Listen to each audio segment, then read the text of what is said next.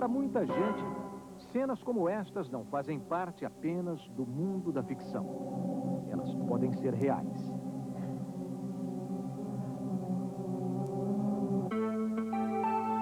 Uma pesquisa do Instituto Gallup, feita há 3 anos, revelou que 1 em cada grupo de 7 americanos diz que já viu um disco voador. A mesma pesquisa também revela que 46% dos americanos acreditam na existência de seres parecidos com a gente, vivendo em outros planetas do universo. E mais, 5 em cada 10 pessoas nos Estados Unidos acreditam que o contato entre seres de outros planetas, os ETs, e os habitantes da Terra, vai acabar um dia acontecendo. Se já não aconteceu.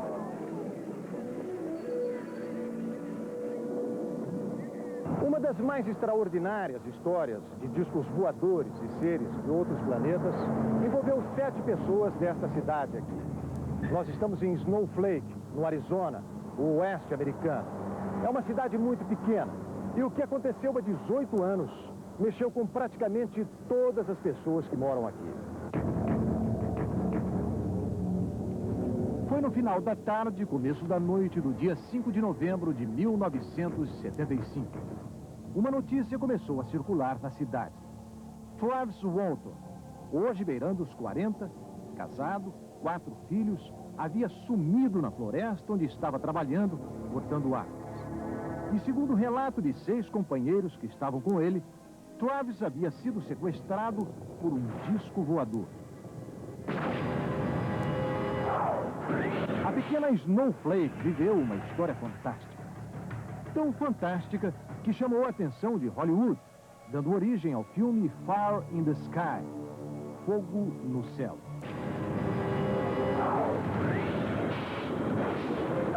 O filme conta o sequestro de Travis Walton. Exatamente como ele me contou nesta entrevista. Nós estávamos em 7 na caminhonete cabine dupla, voltando para casa. Estava começando a escurecer, todo mundo cansado. E vimos uma luz vindo entre as árvores. Sentimos uma coisa estranha nessa luz. Ninguém disse nada, com um silêncio, todos olhando na mesma direção. Travis pensou que fosse fogo, talvez um incêndio na floresta, talvez um desastre de avião. Quando avançamos um pouco, disse ele, vimos a fonte da luz e aí começamos a ouvir um ruído. E pudemos ver o objeto. No filme, no papel de Travis, o ator D.B. Sweeney, ele fica paralisado, maravilhado com o que vê.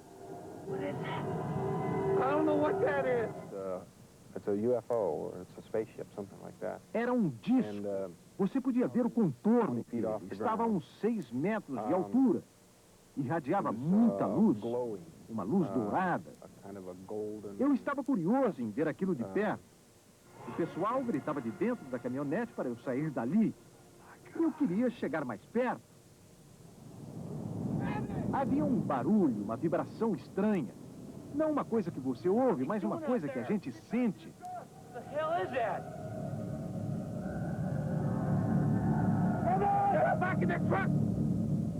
A coisa começou a mexer assim. Fiquei assustado e pulei atrás de um tronco de árvore caído para me proteger. Foi aí que eu achei que devia mesmo dar fora. Quando me levantei, alguma coisa me bateu, me atingiu. Foi como um choque elétrico. Eu desmaiei. Os companheiros de Travis que ficaram na caminhonete dizem que foi uma descarga elétrica vinda da parte de baixo do disco. Mike Rogers, que estava na direção da caminhonete, fala que a descarga do raio foi tão forte que jogou o corpo de Travis para o ar, uns 2 metros de altura. E quando ele caiu no chão, parecia morto. Ficaram apavorados e saíram para a estrada buscando socorro. O xerife duvidou da história deles, mas colocou mais de 100 homens a cavalo na floresta, com a ajuda de helicópteros, na tentativa de encontrar Travis. A polícia não encontrou nenhum sinal do disco voador, nem de Travis. Ele simplesmente desapareceu. Os companheiros dele foram acusados de assassinato. A polícia acreditava que, na verdade, eles queriam matar Travis e inventaram a história do disco voador. Suspeitos de assassinato, os companheiros de Travis passaram por um detetor de mentiras. O resultado espantou o xerife. Nada indicava que aquilo era uma invenção, uma fantasia. O aparelho apontava. Aqueles homens não estavam mentindo. Travis tinha sido sequestrado pelos ocupantes de um disco voador. A partir dali, tudo parece muito confuso na memória deste homem. Ele conta que perdeu a consciência e só se lembra de ter voltado a si num lugar que parecia a sala de um hospital, em companhia de seres estranhos.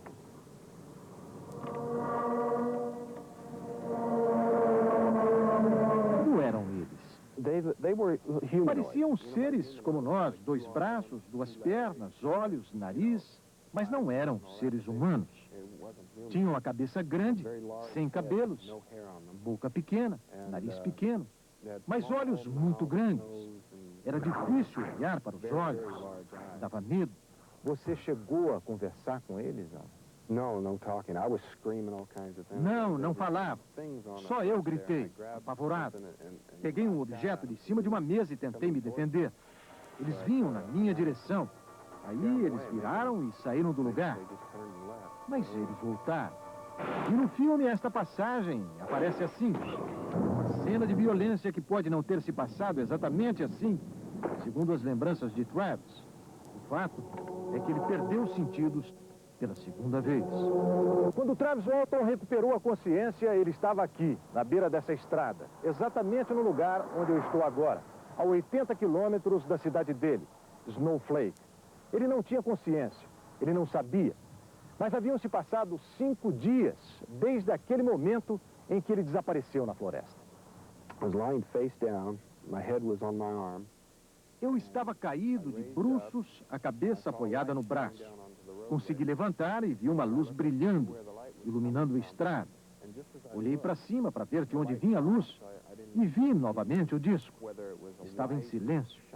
Era diferente do que eu vi pela primeira vez. Era mais liso, de um material mais polido. Só deu tempo de olhar. Ele foi embora em silêncio. Travis conseguiu chegar a um telefone e levou um susto.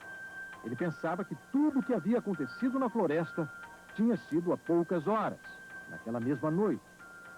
O irmão, do outro lado da linha, bem assustado, lhe deu a notícia. Ele, Travis, havia desaparecido há 5 dias.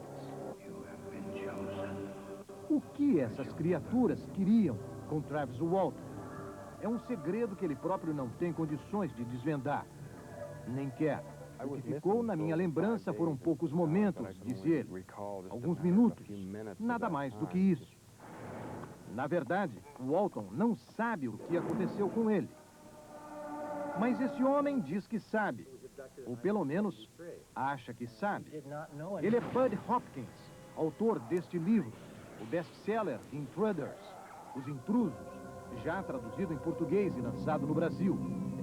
Hopkins é um especialista em ufologia, um dos mais conhecidos do mundo.